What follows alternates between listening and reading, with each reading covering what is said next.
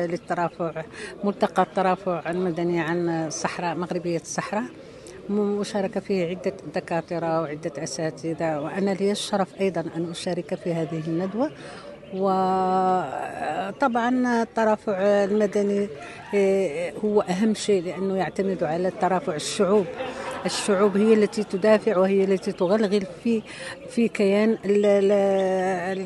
المترأسين أو المتزعمين لكل القضايا السياسية. مغربية الصحراء لا نقاش فيها، ولكن كما قال صاحب الجلالة نصره الله في الخطاب الأخير: نحن لا نفاوض على الصحراء، ولكن نفاوض على حل سلمي لهذه الصحراء. هذا النزاع الذي طال أمده 46 سنة ليست بالقليلة.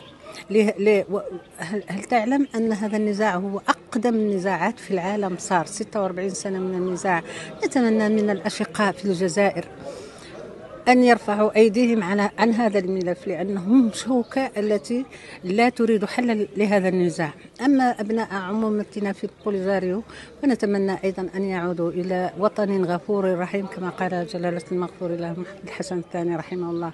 مشكل الصحراء، نقول أن المغرب في صحراء والصحراء في مغربها. سيطول هذا النزاع إذا لم يجلس هؤلاء الأطراف ويحلوا هذا النزاع لمصلحة الشعوب هي التي تتأثر بهذا المشكل. فنحن عندنا أبناء عمومتنا وأعمامنا وخالاتنا لم نرهم منذ زمن وهم محتجزون في تندوف. نتمنى للجنرالات الجزائرية أن ترفع يدها على هذا المشهد، تتركنا نحن الصحراويين لا الوحدويين ولا الانفصاليين أن نجمع عنا هذا المشكل وأن نحل هذا النزاع، وأن نعود إلى أحضان الوطن، وأن نبني تنمية شاملة في ظل حكم ذاتي أمر الذي هو الحل الأنجع، والحل الذي ستحل به المشكل من غير لا غالب ولا مغلوب، حل جميع الأطراف، حل سلمي.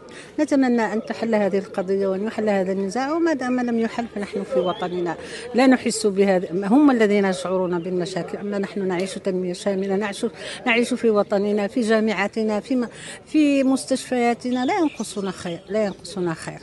قتيبة قاسم العرب، ممثلة المنظمة الدولية لحقوق الإنسان والدفاع عن الحريات العامة بأمريكا، ممثلة بالقارة الإفريقية. جئنا للمشاركة بالملتقى الدولي للترافع حول الصحراء المغربية، والذي أقيم بشراكة مع مؤسسة النهى والمدرسة الوطنية لتسيير التجارة بمدينة مراكش جامعة القاضي عياض.